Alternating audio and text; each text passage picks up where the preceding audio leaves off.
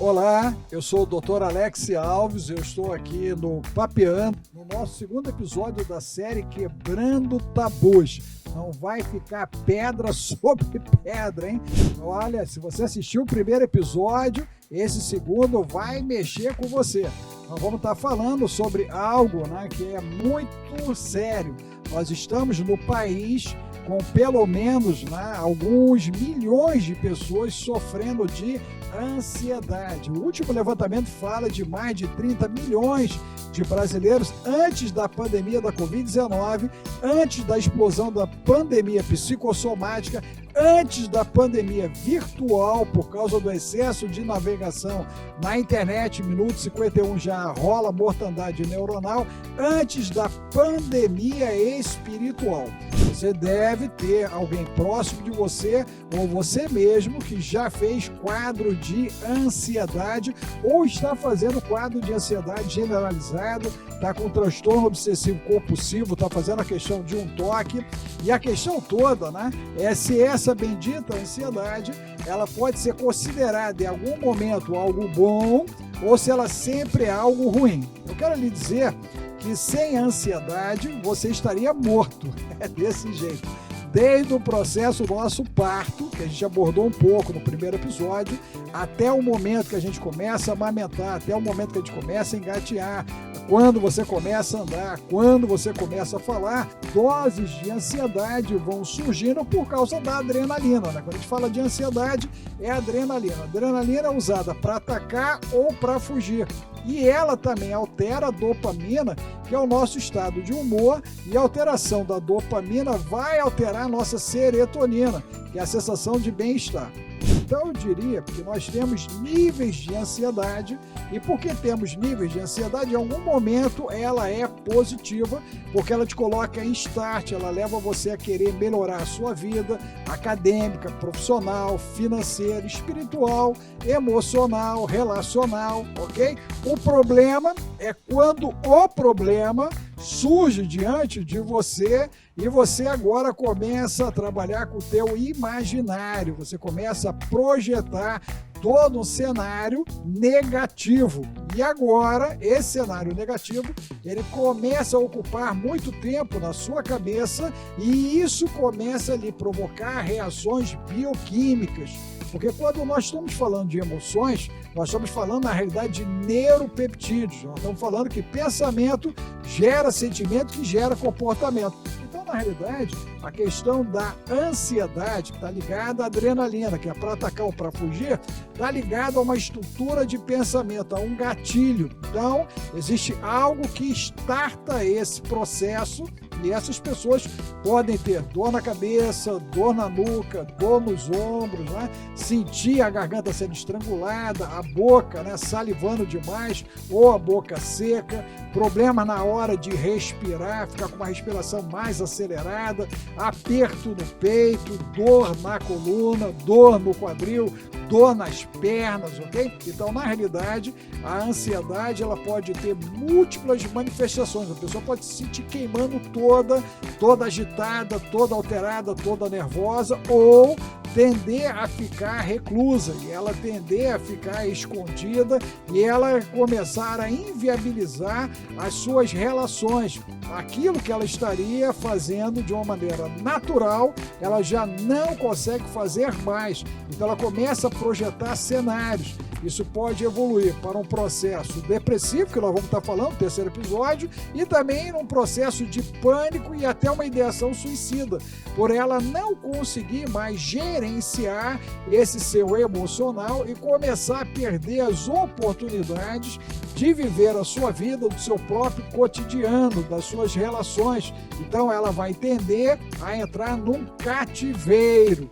E esse cativeiro, ele é emocional e tenderá a ser espiritual por conta da questão da legalidade. Nós temos que entender que toda ação opressora ela tem que se basear em algo pré-existente. Então, na realidade, nós startamos as sensações que vão nos colocar em situações de tensão, que é o bendito do gatilho quando ele surge.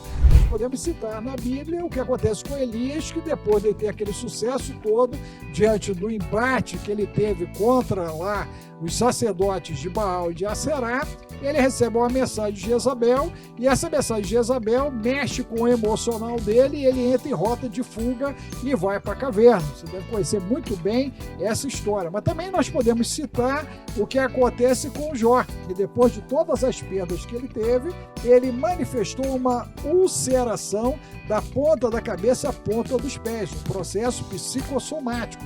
Nós podemos falar de Jesus, que ele foi lá e sangrou, não é isso? O suor dele foi sangue. A Bíblia nos relata sobre isso, quando ele sentiu toda a opressão que ele iria passar, ok? As veias, ok? Começaram a brotar sangue agora dos poros. Em vez de suor, brotou sangue por causa da tensão psíquica que ele estava passando naquele momento de martírio antecipado, já que ali já é um processo de ansiedade se manifestando, porque ele estava à frente, ele estava vendo o que iria acontecer e ele estava sofrendo as consequências daquilo que iria acontecer. Na realidade, você conhece bem o texto e a maneira como ele diz para o pai, né? Se é possível, passa o cálice, mas já que é para fazer a tua vontade, seja feita a tua vontade. Oração do Pai Nosso, como é no céu, vai ser na terra. E um cordeiro mudo foi sacrificado por mim e por você, para que nós pudéssemos ter uma esperança de vida eterna. Na vida nossa, do cotidiano, nós vamos estar passando por essas situações.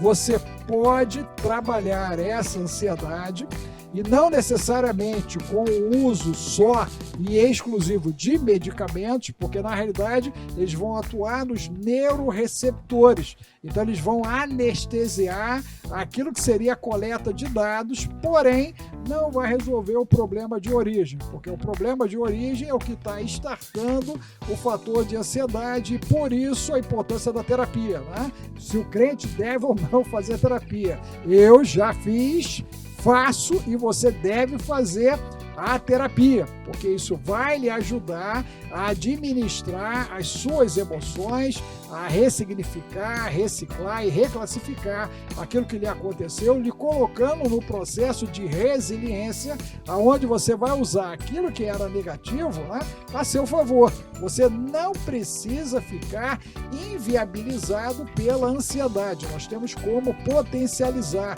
essa ansiedade para poder tirar você através de uma descarga bioenergética, usando isso a seu favor. E dessa maneira nós podemos startar, né, uma caminhada, podemos fazer corrida, podemos estar fazendo algum tipo de atividade de academia, fazendo uma dança, fazendo uma luta, uma arte marcial, pintando, desenhando, escrevendo, né, cantando, ok? Você tem várias formas e maneiras de lidar com isso. Eu ensino o livro de Salmos, do 1 ao 150, lendo em voz alta 3 vezes.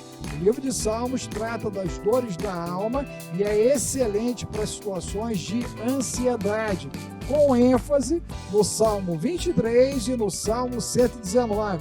Se você estiver agitado, leia o Salmo 119 em voz alta. A Bíblia deve ser lida sempre em voz alta, nunca em leitura silenciosa, para que você possa ouvir e, com isso, ativar a sua fé.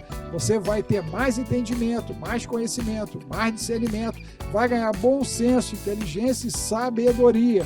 Então, experimente fazer uso do livro de Salmos. O livro de Provérbios lhe ajuda nas questões de caráter, mudança de caráter, e o livro de Eclesiastes em propósito. Tudo isso, a sugestão é que você leia 3 vezes em voz alta. Você pode fazer uso de um escaldapé com sal grosso, colocando camomila, hortelã e maracujá, uma fusão, junto aos seus pés e fazer 15 minutinhos.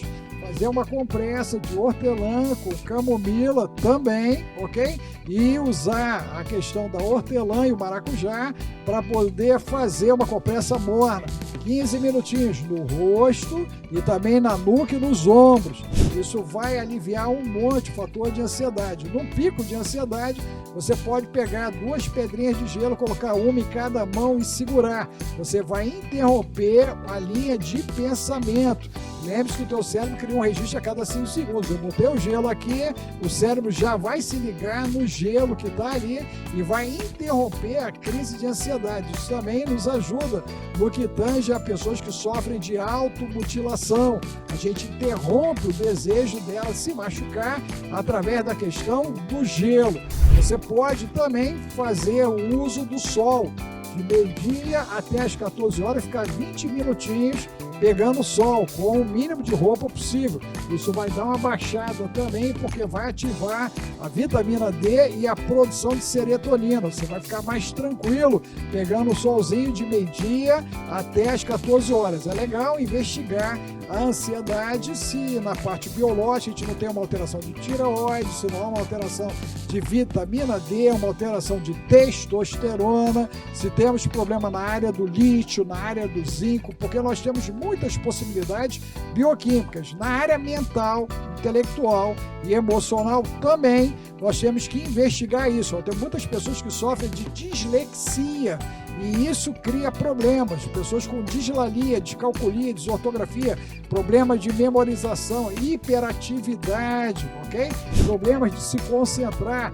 Tudo isso pode desencadear também processos ansiogênicos, situações ligadas a menos-valia, sentimento de inferioridade, baixa autoestima, problema com a imagem, com a autoimagem, com o esquema corporal. Tudo isso pode desencadear problemas sociais, relacionamentos com pessoas tóxicas, ácidas, nocivas, abusivas, ok? Isso também pode desencadear isso. Pessoas que sofreram abuso sexual, que sofreram bullying, abuso psíquico, alienação parental, situações de humilhação, tudo isso vai causar dano. Problema na área financeira, pessoas que não estão conseguindo prosperar ou até manter o seu fator de sobrevivência, ok? E na questão espiritual, nós temos a figura daqueles que vão oprimir, ok? Das forças negativas do mal e que elas vão se projetar em cima dos indivíduos para tentar com isso criar um abafamento, um processo de sufocamento. E aí você tem que avaliar se o ambiente que você está inserido provoca isso, se no contexto familiar nós já temos situações hereditárias que provocariam isso, ou se você está se relacionando com pessoas que têm essa tendência a estar em estados de opressão e porque você está fragilizado próximo delas, você acaba desencadeando também uma crise de ansiedade. É muito importante não tentar resolver o problema do outro, mas focar na solução do seu próprio problema. Então faça uma investigação consciente se há um problema bio, psico, sócio, financeiro e espiritual e se permita ser ajudado, né? Nós vamos voltar no terceiro episódio nosso falando a respeito da depressão e como você vai poder lidar com todas essas situações, extraindo, né, o melhor daquilo que nós estamos propondo para você. Você encontra mais material sobre isso no meu Instagram, no meu YouTube, Dr. Alex Elvis. Estou te aguardando para o terceiro episódio.